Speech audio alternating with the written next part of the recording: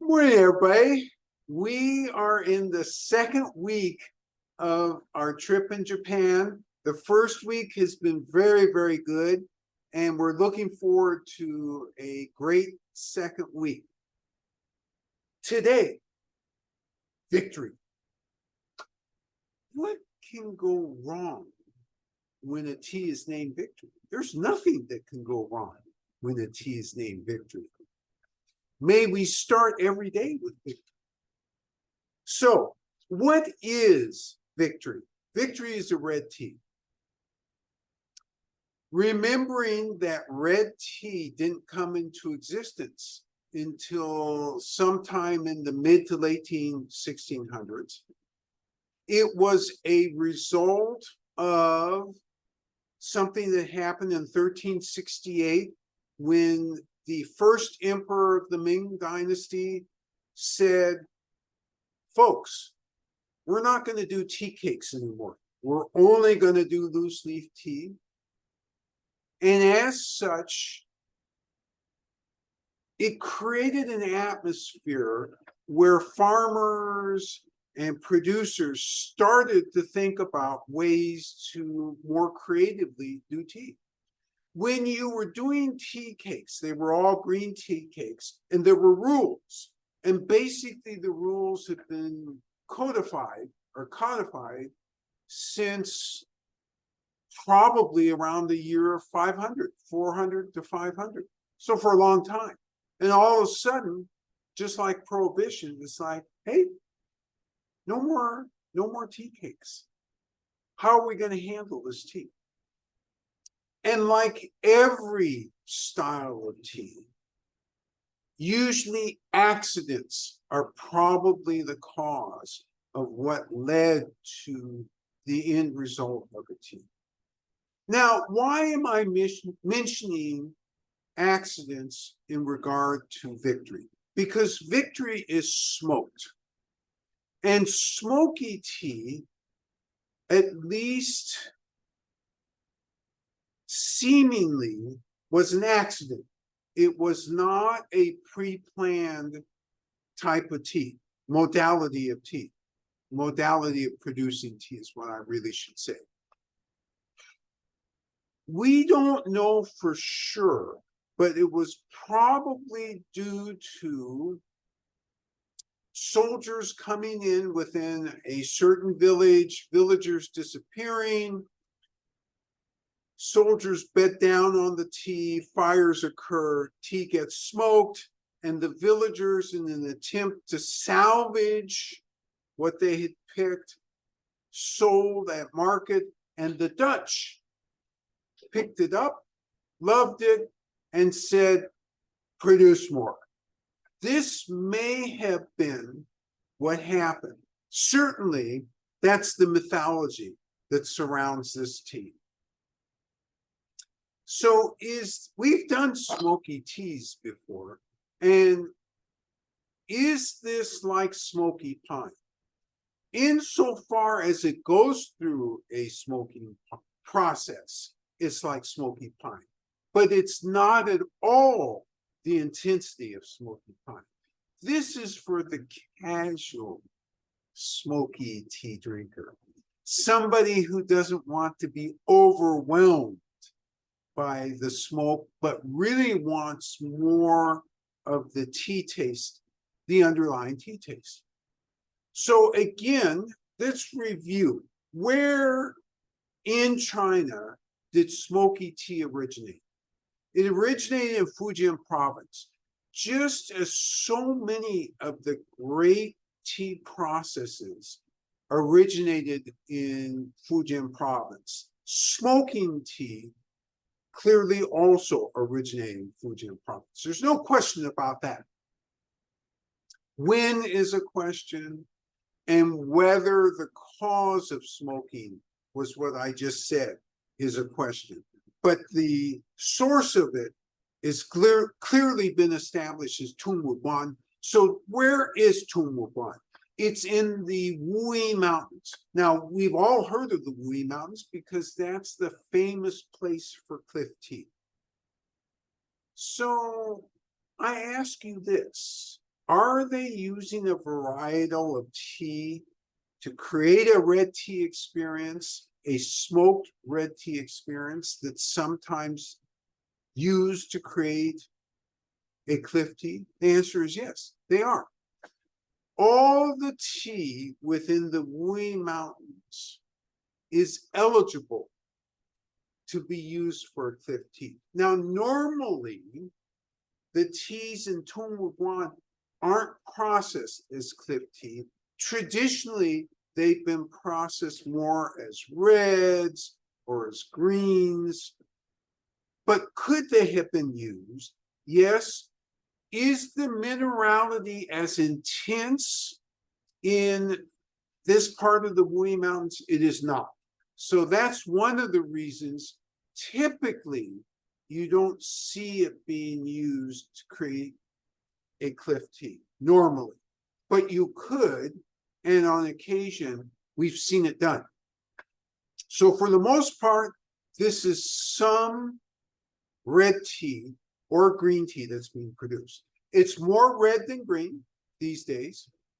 And this place is not only famous for red tea, I'm sorry, for the smoked red tea, but it's also famous for something we have here called early spring, which in Chinese is also known as Jinjunmei, which is very, very famous among the red teas, which was hybridized in the 80s.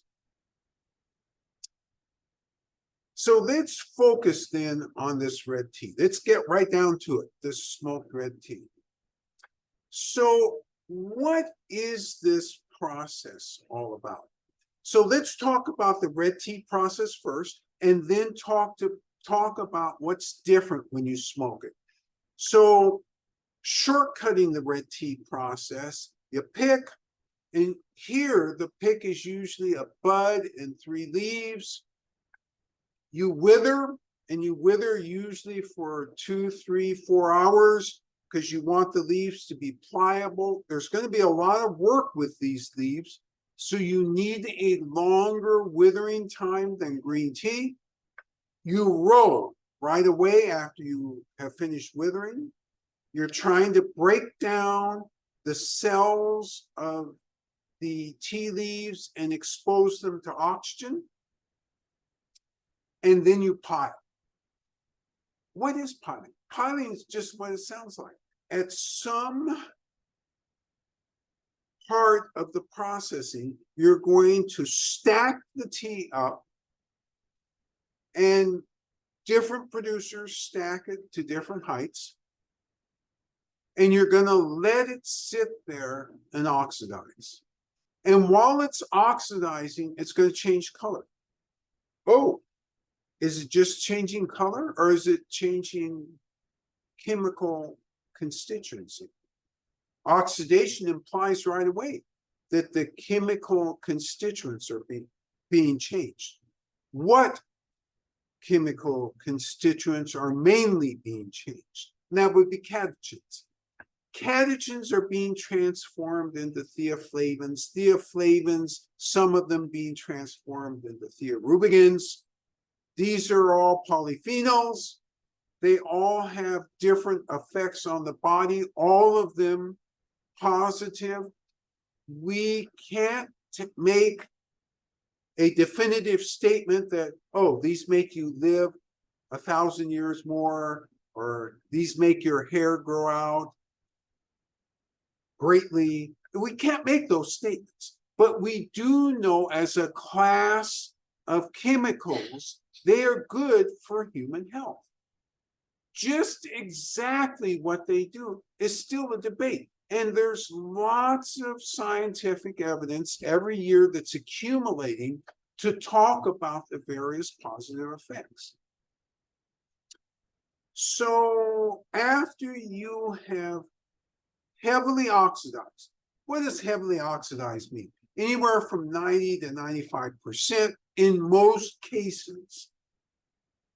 We've had some teas where it's less oxidation. Those would be some of the ancient tree teas from Yunnan that we've had before. But that's not what we're talking about today. We're in Fujian province. So their methodology of oxidation is to 90 to 95%.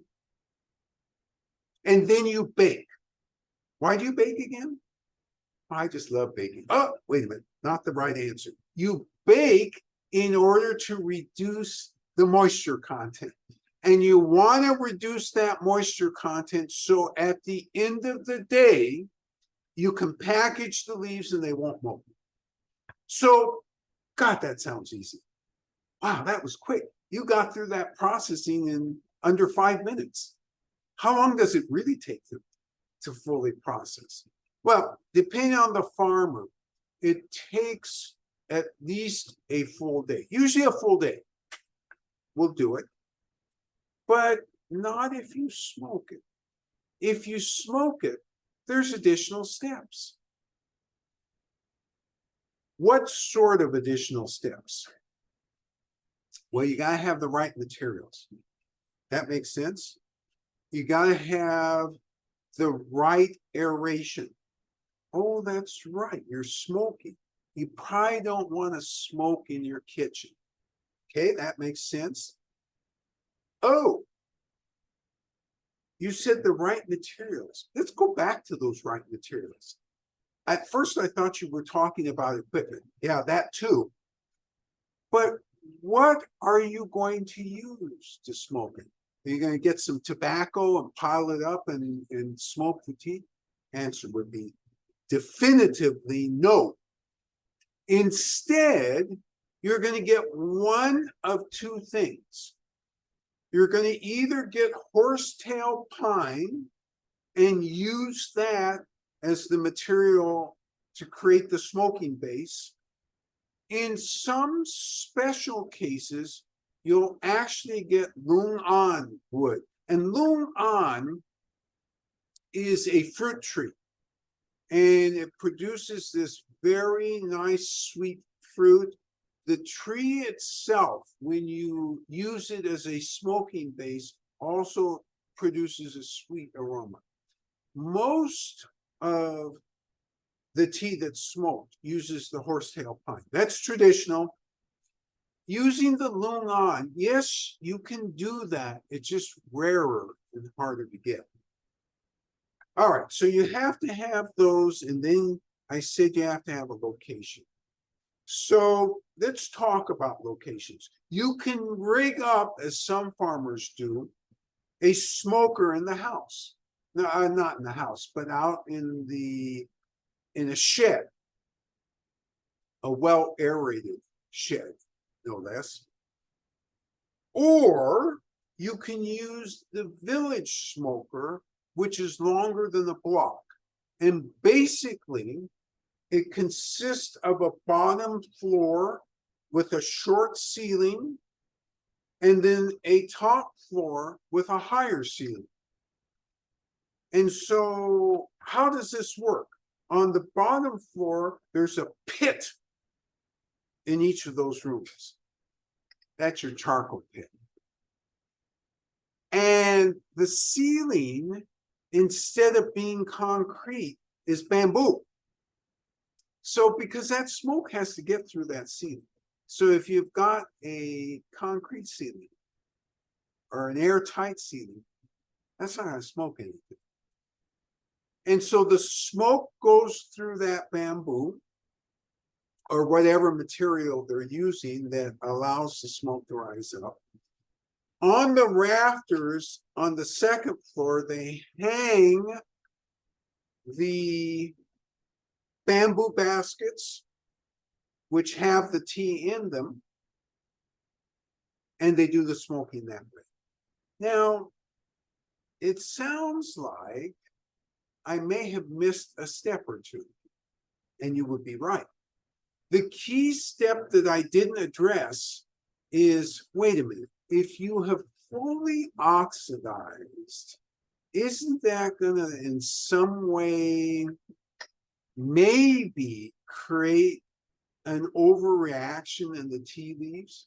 And the answer would be yes. So really, you don't oxidize to that 90 to 95% level when you're smoking. When you're smoking, you oxidize to about 80% and let the last part of oxidation occur simultaneously to smoking. So you got to have space to first oxidize, and then you got to make judgments. Is that oxidized enough? Smells like it's oxidized enough. And then you've got to move it.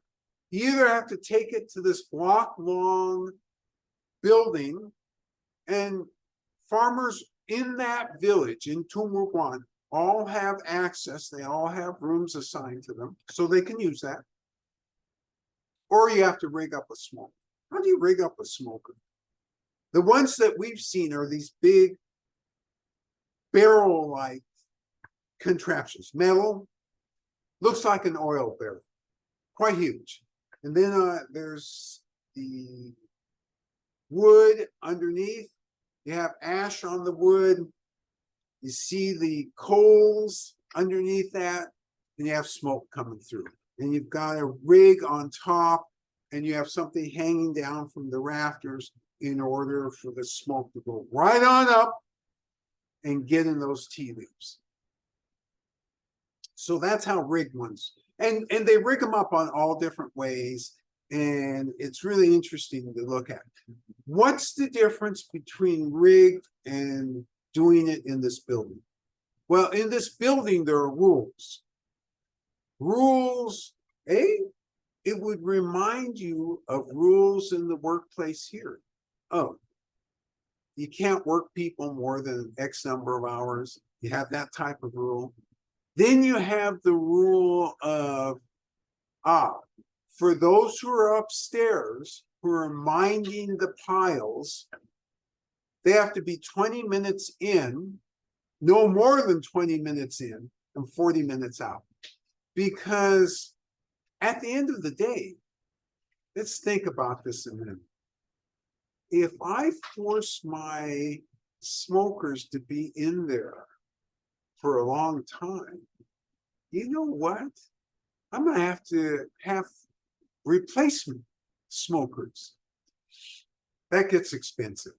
Let's do 20 and 40 because they live longer. They're more coherent.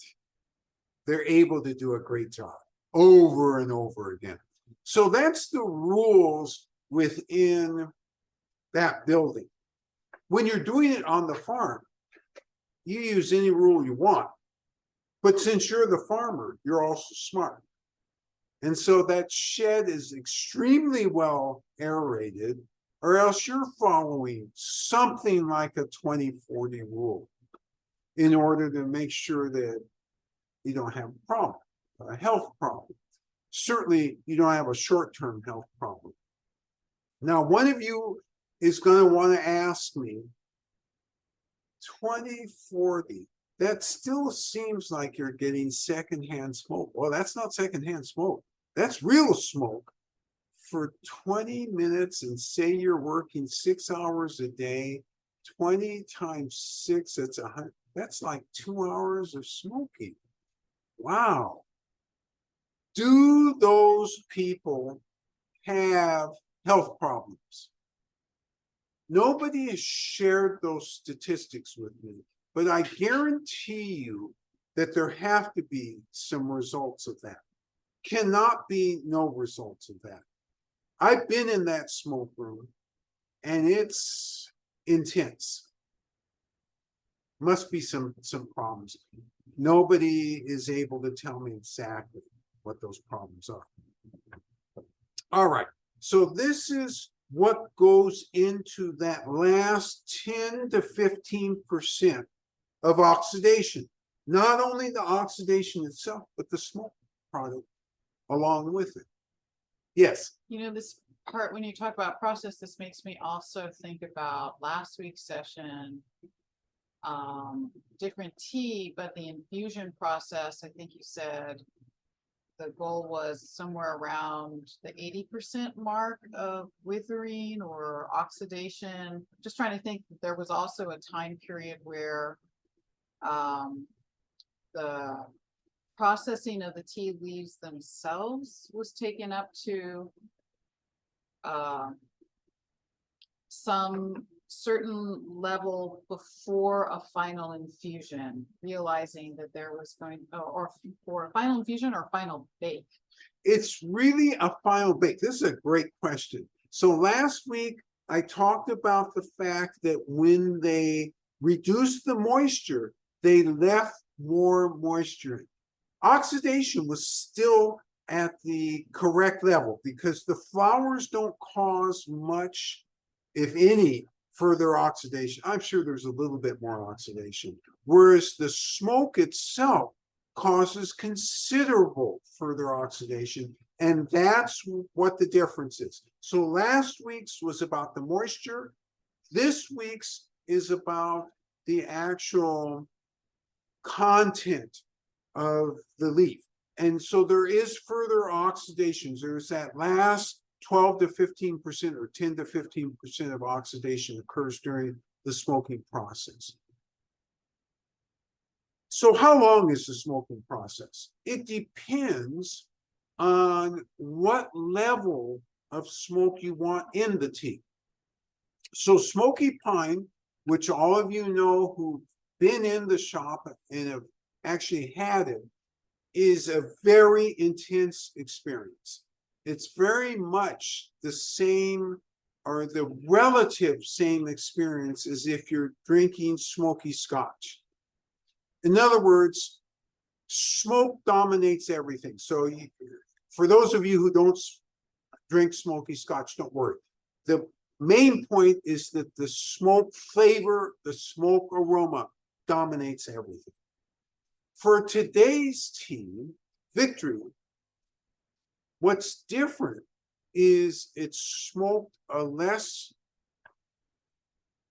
much less amount of time. And in addition, when it was oxidized, and this goes back to your previous question, it's actually oxidized slightly more pre-smoking because they know it's not going to be in there all that long. This belongs to light. The smoky pine belongs to very heavy. There is a mid-range which we don't have in this shop. So the Victory is lightly smoked, more oxidized pre-smoking, but they do leave room for it to oxidize slightly more during the smoking process. So these are all judgment questions, and it's all market and style questions. All right, so let's do a little history. Let's see how I'm doing. I'm almost doing okay. Let's go through a little history here. Why did this tea, that is smoked tea, become popular in Europe? So some lady from Portugal married some king or prince from England. I believe the lady's name was Catherine. She was a princess, married Charles II. And as part of the gift that she brought with her, she brought 2 chests of smoky pine, or a smoked tea from Bohemia. Hey, wait a minute. Didn't I say this came from the Wu Mountains, Tung Wuguan? I did say that. But another name, a dialectical name in the area for the Wu Mountains is Bohea, B-O-H-E-A. And much of the tea, when it was first shipped out to Europe, was labeled Bohea. So this tells you something important, because sometimes people assume that all tea labeled Bohea refers to cliff teas. And that's not true, because not every single tea coming from the Wu Mountains is a cliff tea. We now see they still produced a small amount of green tea, a significant amount of smoked tea, and then some cliff teas. So they were all labeled Bohea, because Bohea, again, is the general term for the Wuyi Mountains. So the cases that Princess Catherine had were labeled Bohea.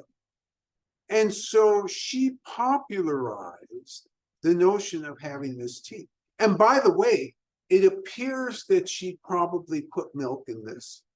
And smoked tea is one of those teas that can withstand milk.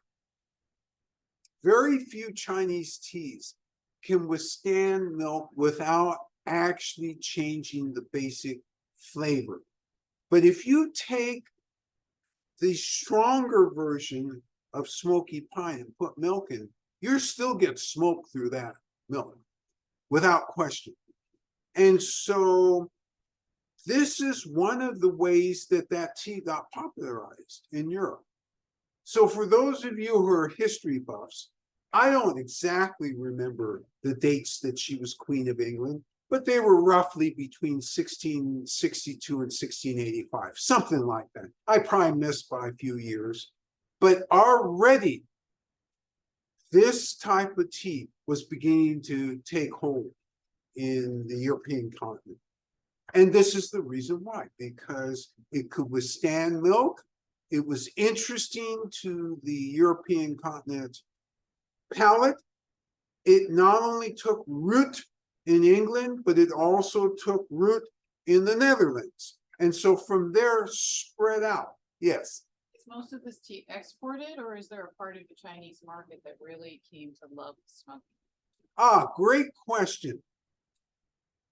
So the questioner asked, is this reminiscent of cliff tea, where you have people in China who love cliff tea and drink it? So the questioner says, is this like that, where you have people in China who love smoky tea and drink it? Well, the answer is this. It's a much smaller percentage of the tea drinking population in China. And why would that logically be true? It's logically true because with all the varietals of tea that exist within China, smoky pine or victory represents less variety than what's existed. When this was going to Europe, you didn't really have competing varietals. And that's why this spread through the population so widely. So a great question.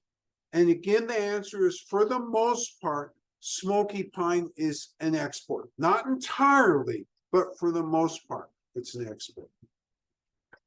All right, so that hooks up the European continent with this area of producing tea. It tells you that sometime in the 1600s, this tea became widely produced in the Tungmuguan area, which is a small area. It also tells you that in this part of the Wuyi Mountains, which, by the way, contains the largest mid-subtropical forest in the world, it tells you in this part it was less mineral soil, so therefore producing non-cliff teas occurred more in this part. So you've gotten all of those from what I presented so far. What you haven't gotten is a taste of this stuff. So it is my great pleasure to ask the tea master to come forth. And again, remember, we're not going to demonstrate and have you brew along with us. We're going to demonstrate, you're going to brew together. So to demonstrate and brew together victory, this wonderful, slightly smoky tea from the Wuyi Mountains. And it's my great pleasure to bring the tea master. Hi, 早上好. Good morning, everyone. Yeah, we do victory. Yeah, called last and switch one. but I like it.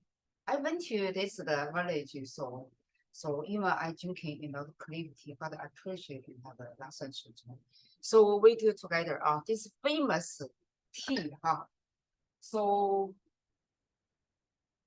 it's a waiter, huh? So very small, loosely 4 grams, right? Yeah. Right, yes. 3 minutes.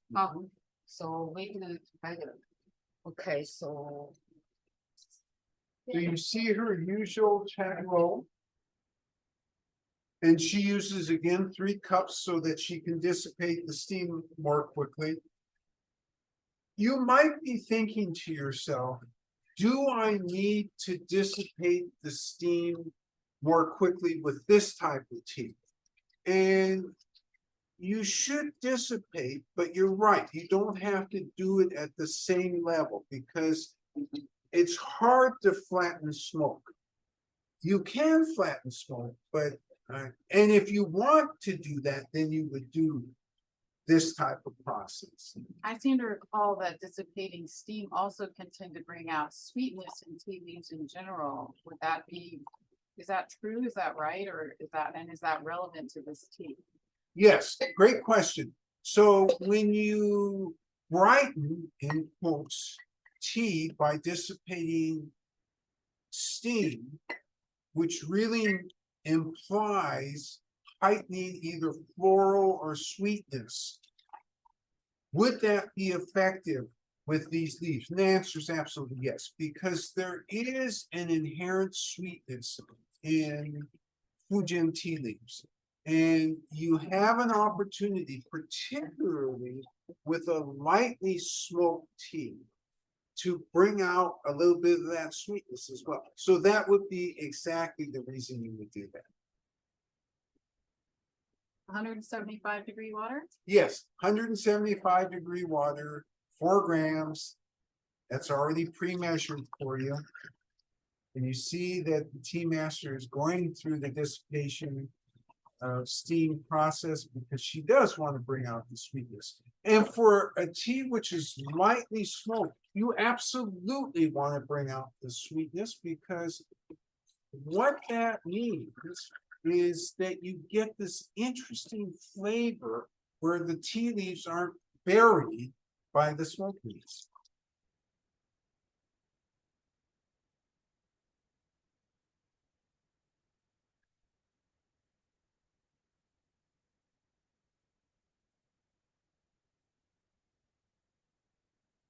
There's no need to rush this process. And in fact, you shouldn't rush this process. And that's why you see the tea master going through it so carefully. The heated cup, which she just poured the water out of, she puts the tea leaves in. She's going to shake the cup because you want to heat the tea leaves evenly if you can. And then she's going to pour the water on the side of the cup. We're going to steep here for 3 minutes.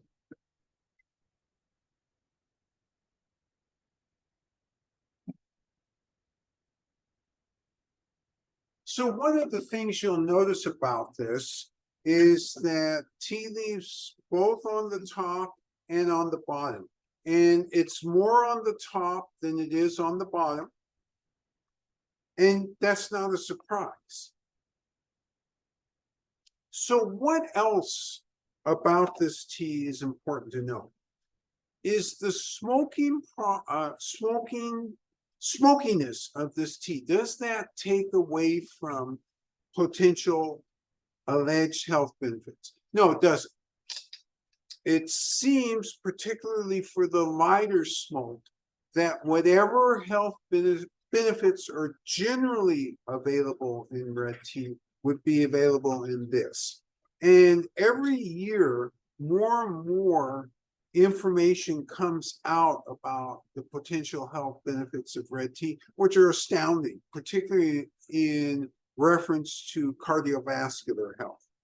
The other thing to note, which we didn't really know when we first started this business, this smoked tea And to me, this almost seems mythological, but this is what Chinese believe, that when it's aged a long time, it produces extra special health benefits. And we ran into somebody at a farm who purchased 20 years old smoked tea with the exact purpose. He purchased a crate of it. He spent an enormous amount of money.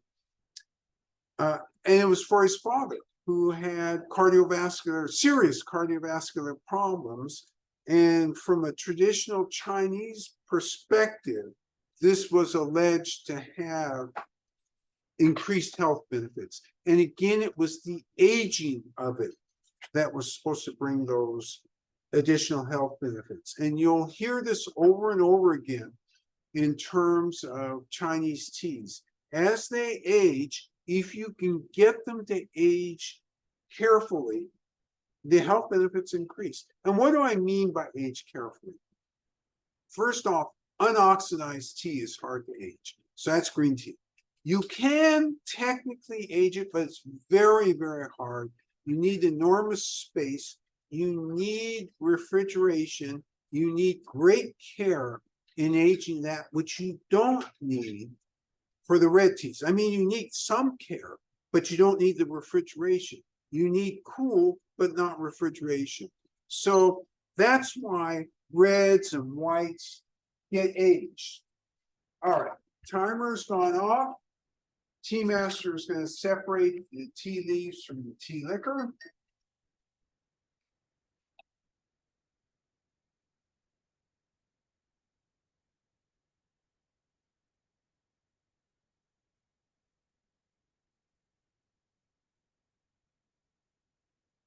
So there's some things to note right away.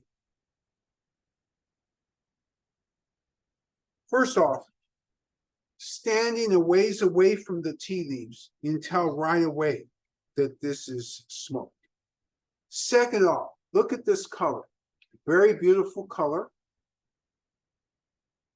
You smell, and what you smell in this is not purely smoke. That's the interesting thing. You smell pine, you smell some smoke, but not overwhelming. You smell a little bit of the red date, so some sweetness out of it. And so this question earlier about bringing out the sweetness, it is important with these tea leaves. So we're going to enter the quality arena here. I'm going to take some initial 175-degree temperature sips. And really what I'm trying to determine is level of astringency, where in the mouth it occurs. I'm going to do that right now. Oh, also aftertaste and energetics.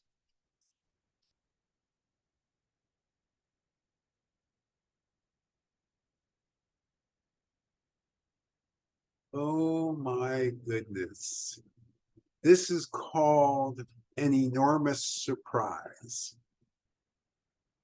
So I do notice astringency, and for me it occurs closer to the tip of the tongue. I notice some vigorousness in the flavor in my throat.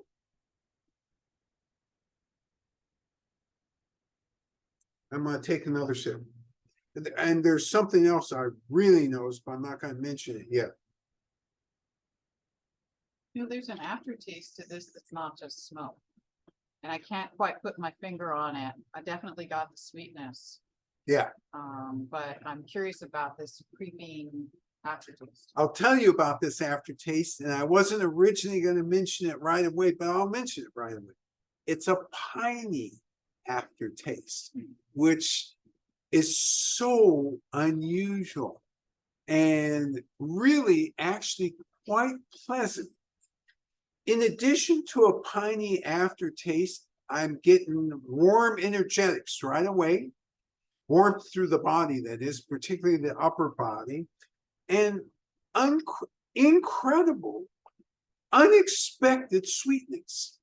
I really, at first, didn't anticipate that sweetness. That's the huge surprise. And when you ask me about the smoke, oh yeah, the leaves, you smell, yeah, smoke, but mostly pine.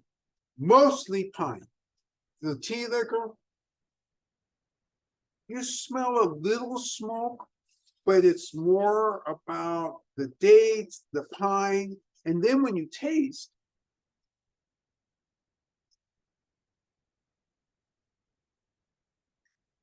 again, slight smoke, but I mean really light smoke, pine taste, sweet taste, almost a honey-like sweetness in this.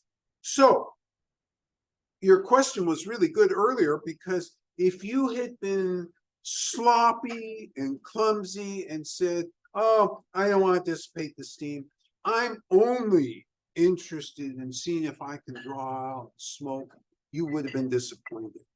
Because this is not the version of Lapsang Souchong or Smoky Pine where you draw out the smoke. In order to get smoke, you order up the heavy smoke. If you order up the light smoke, you get truly light smoke, and you get all these other benefits. This is a fabulous, fabulous version of Lapsang Souchong that even your aunt could drink and think, oh my God, I can actually drink this. So one of the reasons we really love this thing is because you can easily serve this as a very distinct and interesting tea after any meal. And that pininess, you notice I didn't say smoke, the pininess will cut through. And again, as the producer has pointed out, it's that pininess in the throat, not smoke. It's the pininess which lingers in the throat. It's unbelievable. All right. This is an incredibly fun tea to share with you. And we've been looking forward to sharing this one with you because of the surprise of that initial smell of the leaves, where you catch, oh yeah, there's some smoke in here. And then the taste of this, where is the smoke?